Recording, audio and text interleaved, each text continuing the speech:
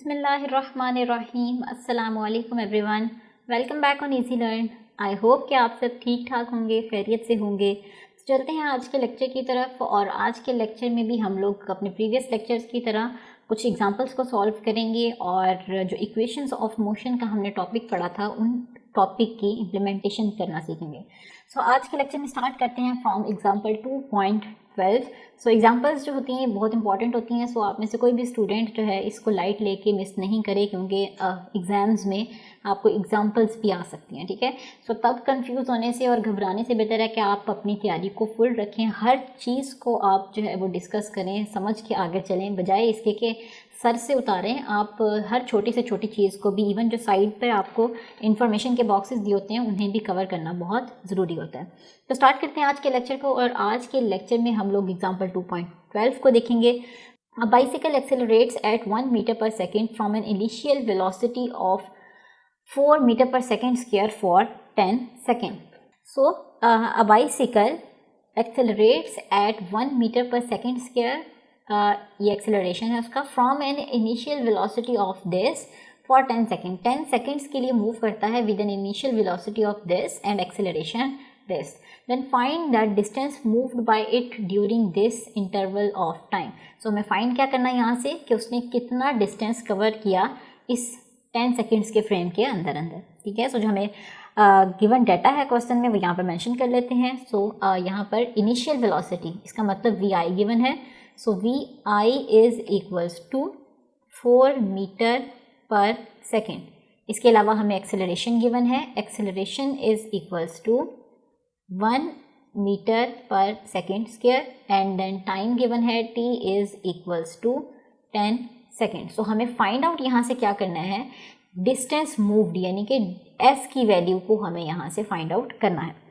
तो हमें जो है वो पता है कि जो डिस्टेंस की इक्वेशन है या तो वो सेकंड है या तो वो थर्ड है। इसका मतलब सेकंड या थर्ड में से हमें कोई इक्वेशन लगानी पड़ेगी। सो हम क्या करते हैं कि हमें पता है कि जो हमारी थर्ड इक्वेशन ऑफ मोशन है उसमें फाइनल वेलोसिटी भी आती है, क्योंकि थर्ड इक्वेशन ऑफ मोशन होती है 2as is equals to V F square minus we I square. So question में हमारे पास फाइनल वेलोसिटी गिवन नहीं है, तो इसका मतलब यहाँ पर हम अपनी second equation of motion implement करेंगे। तो आपने यहाँ पर मेंशन करना है कि using second equation of motion, क्या है हमारे पास equation of motion 2। So the second equation of motion is s is equals to vit plus 1 by 2 at square. सो आप यहाँ से देख सकते हैं कि यहाँ पर t भी है जिसकी वैल्यू गिवन है, a की वैल्यू भी गिवन है और v की वैल्यू भी गिवन है। सो इसका मतलब अगर हम यहाँ पे तमाम वैल्यूज़ पुट कर देंगे तो हम इजीली यहाँ से s की वैल्यू को फाइंड आउट कर सकते हैं। सो यहाँ पर वैल्यूज़ पुट कर दें तो vi की क्या वैल्यू है हमारे पास 4। सो यहाँ पर डायरेक्टली मैं यूनिट्स के बगैर आपको इम्प्लीमेंटेशन सिखा रही हूँ, सो आप ऐसे भी कर सकते हैं। और यहाँ पर t की क्या वैल्यू है हमारे पास 10 सेकेंड्स। सो यहाँ पर 10 मेंशन कर दिया, प्लस 1 बाई 2 इंटू a की क्या वैल्यू है हमारे पास अगेन 1 एंड t की क्या वैल्यू है मेरे पास 10 और इसका है स्क्वायर, ठीक है। सो यहाँ पर मेरे पास क्या आ जाएगा 4 10s are 40 plus and this is 10 10s are 10 का स्क्वायर बेसिकली है, ठीक है। So this is 100 by 2, 100 by 2। So 100 by 2 क्या हो जाएगा 50। So 50 plus 40 is equals to 90 metre. S का यूनिट क्या होता है मीटर। सो आप एंड पर भी सॉल्व करने के बाद एज अ होल यूनिट लगा सकते हैं। So the thing that matters is कि आपका जो फाइनल आंसर आता है उसमें यूनिट होना बहुत ज़रूरी है। सो अगर आप यहाँ पर यूनिट्स को स्किप भी कर जाते हैं तो इतना इशू नहीं है, बट आई सजेस्ट कि आप यूज़ करें यूनिट्स यहाँ पर। बट अगर आपको कन्फ्यूजन हो रही है यहाँ पर यूज़ करने पे तो आप इस तरह सॉल्व करने के बाद एट द एंड भी यूनिट्स यूज़ कर सकते हैं। बट जो आंसर आया फाइनल उसमें यूनिट स्किप करने का कोई चांस नहीं होता। सो अगर आपने यहाँ पर मेंशन नहीं किया यूनिट तो आपका पूरा एक नंबर यहाँ से डायरेक्टली कट हो जाएगा विदाउट लुकिंग एनीथिंग। क्लियर। तो यहाँ पर हमारे पास एस की वैल्यू निकल आई, S is equals to 90 metre. तो इसका मतलब इसने जो डिस्टेंस मूव किया यहाँ पर दैट वाज 90 मीटर। सो जैसे कि मैं आपको बताती हूँ कि पूरा क्वेश्चन सॉल्व करने के बाद एट द एंड आपने मेंशन करना है कि दस the bicycle will move 90 metres in 10 seconds. So यहाँ पर हम मेंशन कर देते हैं दस द बाइसिकल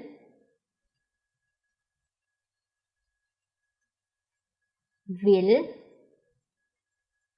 मूव, कितना मूव करेगी, आपने यहाँ से देखा 90 मीटर, कितने टाइम फ्रेम में, इन 10 सेकेंड्स, क्योंकि बेसिकली आप देखिए उसने यही पूछा है कि वो 10 सेकेंड्स के अंदर कितना डिस्टेंस कवर करेगी। सो आपने जो चीज़ फाइंड करके लिखी होती है ना स्टेटमेंट, सो बेसिकली आपने जब एट दी एंड आपने जो स्टेटमेंट लिखनी है आंसर वाली, उसकी फॉर्म में लिखनी होती है, क्योंकि उसने लिखा था फाइंड द डिस्टेंस मूव्ड, तो हमने उसे बताया कि दस the bicycle will move 90 metre in 10 seconds.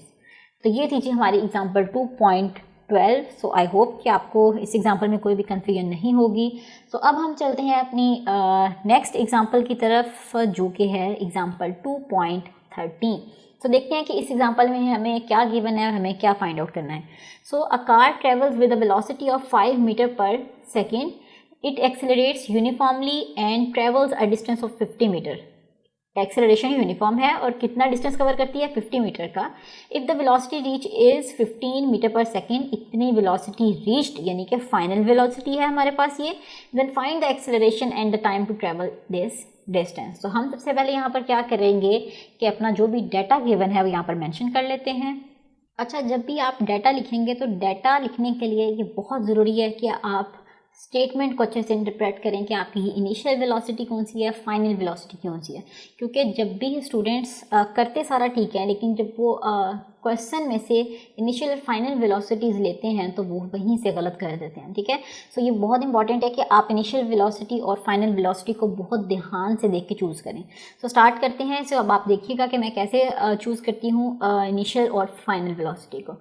तो a car travels with a velocity of 5 metre per second, और बाद में उसने बताया अ वेलोसिटी रीच्ड, इसका मतलब जो दूसरी वेलोसिटी पहुंचने के बाद होगी वो कौन सी होगी, vf। तो इसका मतलब ये जो है ये हमारे पास vf है और this is the value of vi। सो इसका मतलब इनिशियल वेलोसिटी हमारे पास क्या आ गई, 5 मीटर पर सेकेंड, और फाइनल वेलोसिटी हमारे पास क्या आ गई, 15 मीटर पर सेकेंड। तो यहाँ पर अपने डाटा को लिख लेते हैं। vi is equals to 5 metre per second. Then हमें क्या गिवन था, then it accelerates uniformly and travels a distance of 50 metre. तो यहाँ पर डिस्टेंस किससे रिप्रेजेंट करते हैं, s से। So s is equals to 50 metre. Then we were given the velocity reached, किस वेलोसिटी पर पहुंची, 15 मीटर पर सेकेंड, जो कि होगी हमारी final velocity. So vf is equals to 15 metre per second. Clear.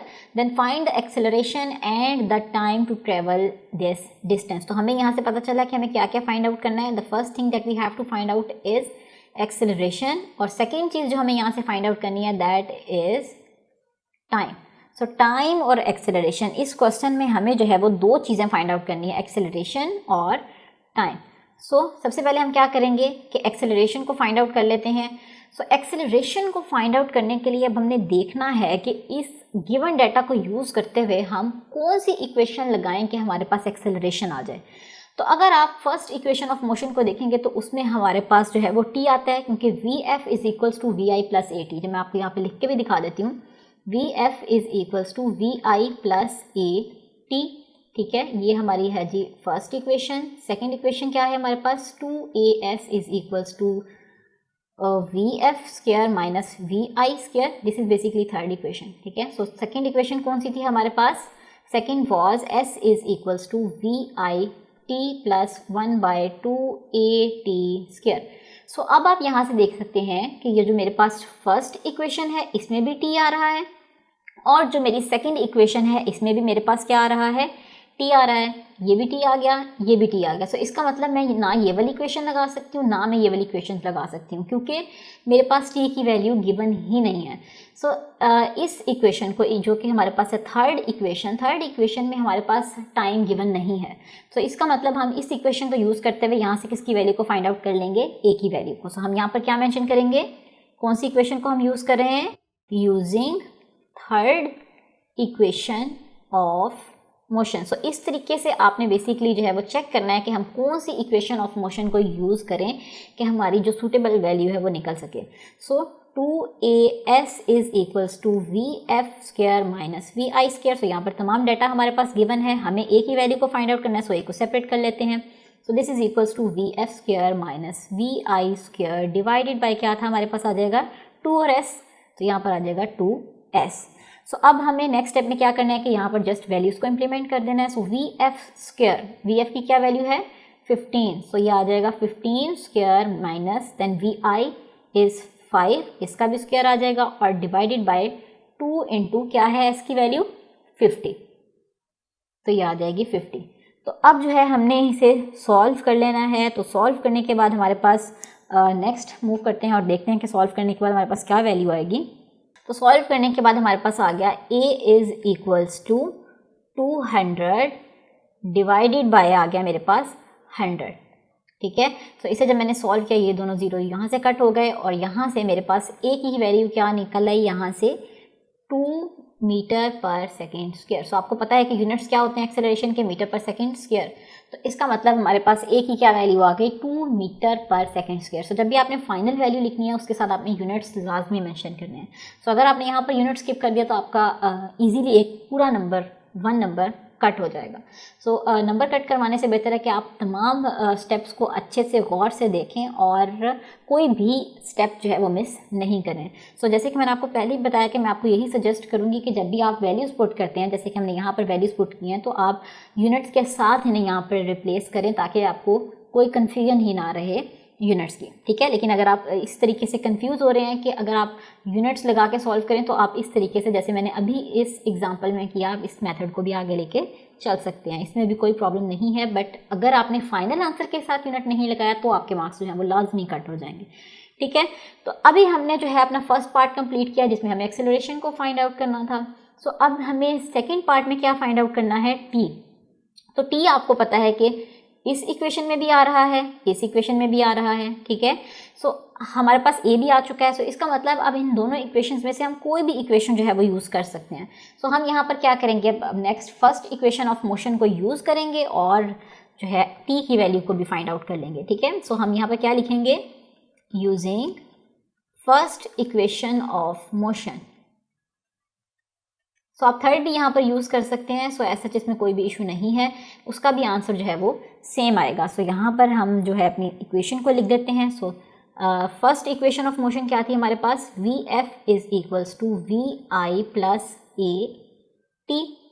सो हमें यहाँ से क्या फाइंड आउट करना था, टी को। सो सबसे पहले हम क्या करते हैं, यहाँ से टी को सेपरेट कर लेते हैं। So v F minus we i is equals to क्या हो जाएगा, ए टी। सो यहाँ से टी को सेपरेट कर लेते हैं। So v F minus we i divided by a is equals to T.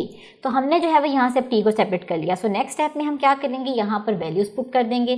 सो एक दफ़ा अगर मैं यहाँ पर टी की फॉर्मूले को करेक्ट करके लिख दूँ, V F minus we I over A था, तो हमारे पास वैल्यूज़ क्या क्या थी, जैसे कि अभी हमने ऊपर मेंशन किया डाटा से। सो आपने वहाँ से चेकआउट कर लेना है। तो ये हमारे पास वैल्यूज़ आ जाएंगी। यहाँ पर V F was 15 minus we I क्या था हमारे पास 5 और डिवाइडेड बाय ए था। ए आपने देखा हमने यहाँ से भी वैल्यू फाइंड आउट किया, that is 2 metre per second square. So divided by क्या आ गया 2। तो अब हमने क्या करना है कि जस्ट इसे सिंप्लीफाई कर लेना है। तो सिंप्लीफाई करने के बाद हमारे पास क्या आंसर आ जाएगा, जैसे कि आप देख सकते हैं 15 माइनस 5 क्या बचा 10 divided by 2। So 2 1 are 2 and 2 5 are 10। सो यहाँ से हमारे पास t की क्या वैल्यू आ गई 5 और इसका यूनिट आपने मेंशन करना नहीं भूलना। तो यहाँ पर इसका यूनिट क्या आ जाएगा हमारे पास सेकेंड्स। तो ये निकल आई जी हमारे पास t की भी वैल्यू। तो इस तरीके से हमने अपने दोनों पार्ट्स का सोल्यूशन फाइंड आउट कर लिया। सो फर्स्ट पार्ट में हमें एक्सेलरेशन की वैल्यू को फाइंड आउट करना था और अपने सेकेंड पार्ट में हमें टी की वैल्यू को फाइंड आउट करना था। So different equations of motion के कॉम्बिनेशन को यूज़ करते हुए हमने ए की वैल्यू को भी फाइंड आउट कर लिया है और टी की वैल्यू को भी फाइंड आउट कर लिया है। सो जब भी हमारे पास दो वेरिएबल्स अननोन होंगे तो हम क्या करेंगे कि सारी इक्वेशंस ऑफ मोशंस आप रफ वर्क में मेंशन कर लीजिए और वहाँ से आप चेक कर सकते हैं कि मैं कौन सी इक्वेशन ऑफ मोशन क्वेश्चन में लगाऊं तो अपना गिवन पेरीमीटर फाइंड आउट कर सकता हूँ। सो अगर मैंने यहाँ पर first equation of motion starting में ही लगा दी होती तो मैं इसे फाइंड आउट नहीं कर सकती थी, क्योंकि मुझे पता है कि यहाँ पर मेरे पास टी ही नहीं था। इसमें भी टी आ रहा था, इसमें भी टी आ रहा था। सो इसलिए मैंने चूज़ की अपनी थर्ड इक्वेशन ऑफ मोशन, क्योंकि उसमें टाइम नहीं आ रहा था। सो वहाँ से मैंने पहले एक्सेलरेशन को फाइंड आउट किया और देन मैं सेकेंड या फर्स्ट इक्वेशन को यूज़ करते हुए टी की वैल्यू को ईजिली फाइंड आउट कर सकती थी। तो जब मेरे पास एक्सेलरेशन आ गया तो मैंने फर्स्ट इक्वेशन ऑफ मोशन को यूज़ किया और इसमें से टी को सेपरेट किया और यहाँ पर तमाम वैल्यूज़ पुट की, तो मेरे पास टी की वैल्यू भी निकल आई, that was 5 second. So at the end आपने मेंशन करना है the acceleration of car is 2 metre per second square and it takes 5 second to travel 50 metre distance. Question की स्टेटमेंट से देख के आपने इसे स्टेटमेंट की फॉर्म में एट द एंड मेंशन कर देना है, ठीक है। तो ये था जी हमारा आज का लेक्चर। आई होप कि आपको आज का लेक्चर जो है वो इजी लगा होगा और सारी समझ भी आ गई होगी और कोई भी कन्फ्यूजन नहीं होगी। But still if you have any type of confusion, किसी भी स्टेप में आपको कोई कन्फ्यूजन है, आप कमेंट सेक्शन में मेंशन कर सकते हैं। सो आपकी क्यूरी का प्रॉपर आंसर किया जाएगा। और ये था जी हमारा आज का लेक्चर। सो इंशाल्लाह हम आपसे मिलेंगे अपने अगले लेक्चर में एक नए टॉपिक के साथ। तब तक के लिए अपना बहुत सारा ख्याल रखिएगा, दुआओं में याद रखिएगा। अल्लाह हाफिज़।